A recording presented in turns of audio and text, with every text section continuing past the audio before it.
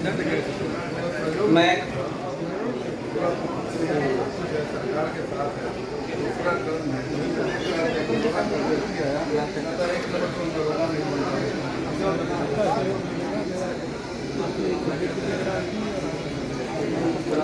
इसीलिए particular address क्या है तो बोले चलो वही चलना है। रिजर्वेशन का करवाते हैं सर बिफोर इलेक्शन। वो बोला कि सब लोग यहाँ बैठे जितने भी पूर्व सैनिक हैं सबों को पता है, और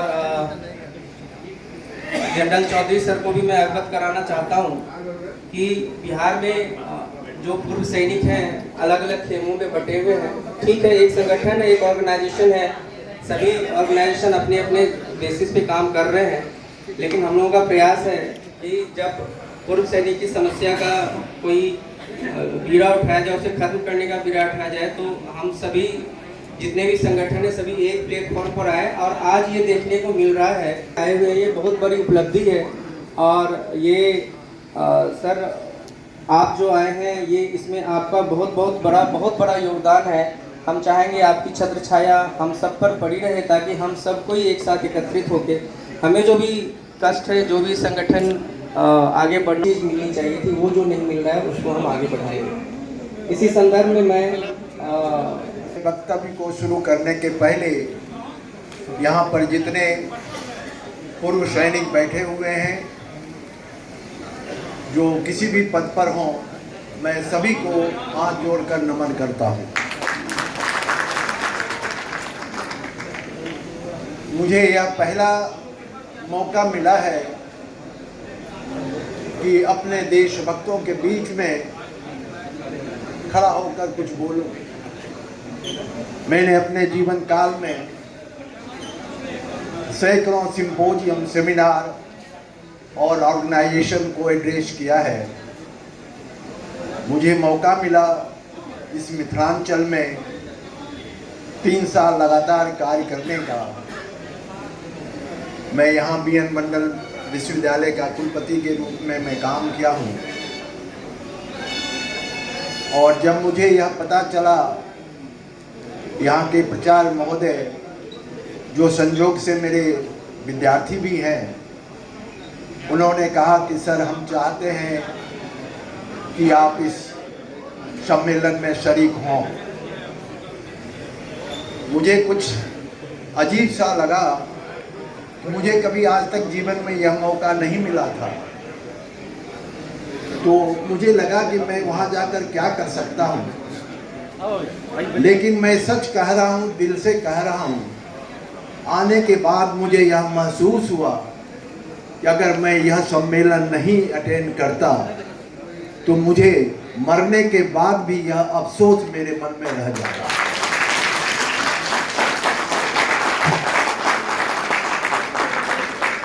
आज के इस कार्यक्रम में यहाँ पर उपस्थित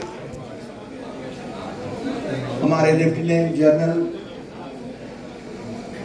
अशोक चौधरी जी, जो सेना के शीर्ष पद पर काम कर चुके हैं, यहाँ के जिनसे मेरी बातचीत हुई थी, MK सिंह साहब से, और कई लोगों से यहाँ जब मैं आया, मुझे कई लोगों से बातचीत हुई। सभी का यहाँ से मैं नाम लेना नहीं चाहता हूँ, इसलिए कि सभी मेरे लिए सम्मानित हैं, और हृदय से मैं सभी का सम्मान आज कर पा रहा हूँ। यह मेरा सौभाग्य है। मान्यवर, यहाँ पर उपस्थित सभी जिन्होंने आज इस विजय दिवस को मनाने के लिए यहाँ पर उपस्थित हुए हैं, जो 1971 वार से रिलेटेड है, और आज का दिन ही 16 दिसंबर है, जब हम लोगों ने बांग्लादेश पर विजय पाया था, और उसको विजय दिवस के रूप में मनाया जा रहा है। बिल्कुल सच बात है कि जब भी कोई भी आदमी को जब हमें प्राप्त होता है, और बहुत मुश्किल, बहुत समस्याओं और कितने वीर लोगों का बलिदान के बाद जब हमें उपलब्धि मिलती है, तो मैं उस दिन को और हम लोग उस दिन को भूल नहीं सकते।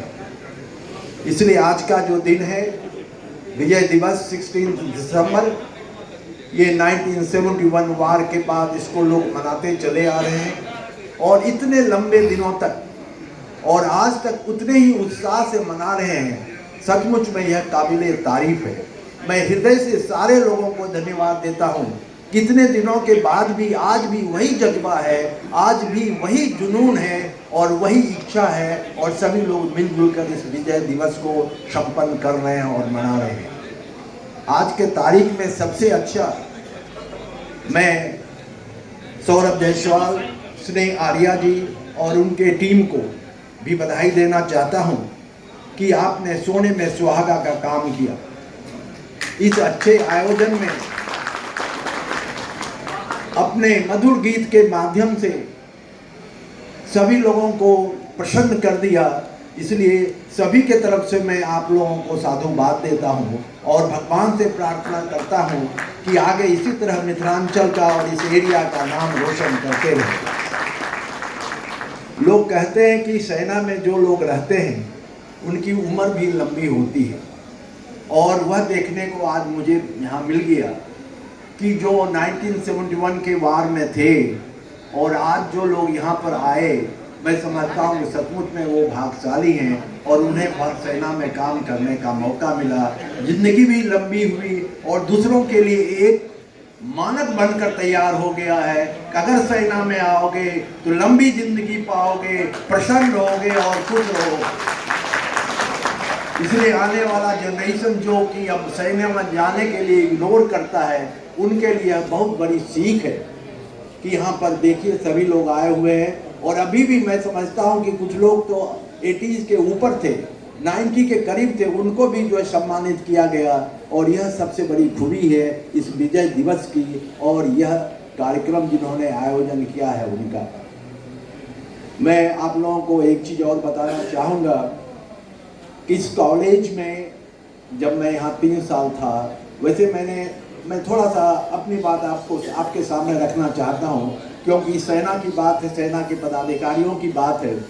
मुझे याद है जब MSc हमने किया था 1972 में, याद करिए 1972, उस समय लोग अच्छे नौकरी की तलाश में रहते थे। हमने MSc किया था तो पहला अटेम्प्ट मेरा भी सेना में जाने का ही था और मेरा सिलेक्शन भी हो गया था। हजारीबाग में इंटरव्यू के क्रम में कुछ बातें हुई होंगी जो हम वहाँ से छट गए और आज वो छट गए। अगर हम उसमें रहते तो हम अपने आप को अधिक भाग्यशाली मानते और आप लोगों के बीच में अच्छे ढंग से हम प्रस्तुत होते, लेकिन आज उसके बाद मुझे मौका मिला नहीं और बच्चों को पढ़ाने का मौका मिला। लगातार मैंने 2014 तक बच्चों को पढ़ाई की, भागलपुर डिपार्टमेंट में ही बॉटनी का प्रोफेसर रहा और तकदीर का खेल देखिए, मैं वहीं का वाइस चांसलर बन गया, वहीं का मैं प्रो वाइस चांसलर बन गया। उसके बाद मुझे मौका मिला तो मैं यहाँ का भी 3 साल के लिए कुलपति के रूप में कार्य किया। इसलिए मुझे खास करके इस इलाके से बहुत अधिक प्रेम है। और जब मेरे संजीव जी ने कहा कि सर आना है आपको, कल मेरा प्रोग्राम एक दूसरा था, उस प्रोग्राम में हम थे जब इन्होंने टेलीफोन किया था तो मैंने कहा कि संभव नहीं लगता है तुरंत जाना। तो नहीं सर आपको आना होगा, हमारे चौधरी साहब आ रहे हैं, हमारे सिंह साहब बहुत इंटरेस्टेड हैं, आप आइए, आप मेरे गुरु हैं, आपको आना ही होगा। लेकिन सचमुच में मैं हृदय से संजीव तुम्हें धन्यवाद देता हूँ कि मुझे आपने ऐसा अवसर दिया जहाँ हमने जज्बा भी देखा, जुनून भी देखा और सैनिक बनने का एक लालसा जो लोगों के मन में है उसको भी हम चाहते हैं कि आने वाले दिनों में उजागर करें कि सेना जो समझते हैं आज के तारीख में जनरल लोगों के मन में भावना होती है कि सेना में अगर चले गए तो पूरा समाज से कट गए और यहाँ देखने के बाद लगता है कि सेना में जो गए वही समाज से जुटे हुए हैं, सेना में नहीं गए वही समाज से कटे हुए हैं। अभी आपके कुछ लोगों ने वक्ताओं ने यहाँ कहा, मुझे सचमुच में बहुत हार्दिक खुशी है, मुझे एक मौका मिला। चौधरी साहब आपसे भी मेरी बातचीत हुई, आपका एडमिनिस्ट्रेशन अलग है, हम लोगों का एजुकेशन में जो है अलग है, तो थोड़ी सी असमानताएं तो हैं, लेकिन दिल में प्रेम, जज्बा और जुनून जब है तो हम लोग ऐसे ही मिलते रहेंगे। फिर कभी भगवान मौका दिया, सिंह साहब की कृपा हुई तो फिर हम लोग जो है दोबारा मिलते हैं। मैं सचमुच में रोमांचित हूँ, इसलिए बहुत समय नहीं लेना चाहूँगा, लेकिन मैं ज़रूर इतना कहूँगा कि आप लोगों में जो हमने देखा, ऐसे एजुकेशनिस्ट में ऐसा नहीं होता है। अभी हाल में ही हम इंडियन माइकोलॉजिकल सोसाइटी है जिसके चीफ गेस्ट है, मैं कलकत्ता गया था 5 दिन पहले, लेकिन और उसके अलावा कई सम्मेलन हमने अटेंड किया, यहाँ विदेशों, यहाँ वहाँ सभी जगह। जब भी हमने देखा तो लोगों में सिर्फ इतनी ही बातें होती थी कि वो आए, अपना पेपर को प्रेजेंट किया, आपने उसे सुना या ना सुना, कुछ क्वेश्चन किया ना किया, हो गया, कहानी खत्म। लेकिन यहाँ बात कुछ और है। हमेशा जो भी लोग बात कर रहे हैं दिल से दिल की बात करते हैं।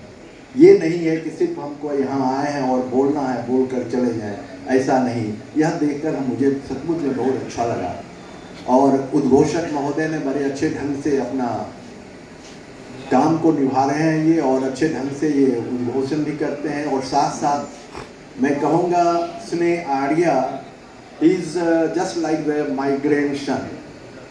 स्नेह आर्या ग्रैंडसन है और उसकी और पहले भी मैंने सुना है। और आज जो सौरभ जी के साथ, जयसवाल जी के साथ जो उनका हमने देखा, मुझे सचमुच में बड़ी खुशी हुई कि कितना डेवलपमेंट हो रहा है। फादर प्रिंसिपल हैं, टीचिंग में हैं, और बेटा जो है गाने में है, और ऐसा गाना, इतना अच्छा गाना जिसका कि ऐड भी हमने देखा। एक तो जो ये हैं गाने वाले, उन्होंने ऐड दिया, नामी ग्रामी, वो भी गजल गाने वाले हैं, उन्होंने भी ऐड में दिया। तो सचमुच में यह देखकर मुझे बड़ा अच्छा लगा। वैसे जब हम आ रहे थे तो मन में लग रहा था कि अननेसेसरी इस उम्र में 75 मेरा हो चुका है। चौधरी साहब, एक चीज़ और मैं बता दूं, 74 के बाद मेरा 65 हो चुका था। उसके बाद मैंने सोचा कि अब मैं क्या करूं। मैं सारी चीज़ों को प्राप्त कर लिया, प्रोफेसर इमेरिटस हो गया, 45 स्टूडेंट मेरे साथ PhD भी किए, सब कुछ हो गया, तो मैं क्या करूं। किसी मित्र ने कहा कि 2013 के बाद जो वाइस चांसलर का अपॉइंटमेंट का नियम कानून बदल गया, सुप्रीम कोर्ट का एक डिसीजन आया था, और उसमें हुआ कि 10 साल प्रोफेसर होना चाहिए, पब्लिकेशन होना चाहिए। तो कुछ मित्रों ने कहा कि अप्लाई कर दो, आपके पास तो सब कुछ है। और थैंक्स गॉड वहीं से मेरी एंट्री हुई। 14 में मैं उसी इंस्टीट्यूशन में जहाँ मैंने पढ़ा, जहाँ मैंने नौकरी किया, वहाँ पर मैं प्रतिकुलपति के पद पर, फिर कुलपति के पद पर मैं वहाँ कार्य करते हुए फिर मैं आपके इस विश्वविद्यालय में आया, इस मिथिलांचल में, या सुपौल जो कॉलेज, ये भी मेरे BN मंडल यूनिवर्सिटी में। और यहाँ मैं 21 को मैं यहाँ से गया, और तब से बस लोगों की सेवा में हूँ। जहाँ कभी कोई बुलाते हैं तो ज़रूर मैं सेवा करता हूँ। मेरे साथ कुछ बच्चे हैं, वो काम कर रहे हैं अभी भी, मैं उनको सुपरवाइज करता हूँ। लेकिन इस तरह की जब भी गैदरिंग होती है, मुझे आने का मन तो करता ही है कि चलो कम से कम देखें, अब तो दुनिया देखें, अब जो देखना था वो हम देख चुके, लेकिन अद्भुत आज का जो हमने देखा, हम जीवन में इसे नहीं भूल पाएंगे।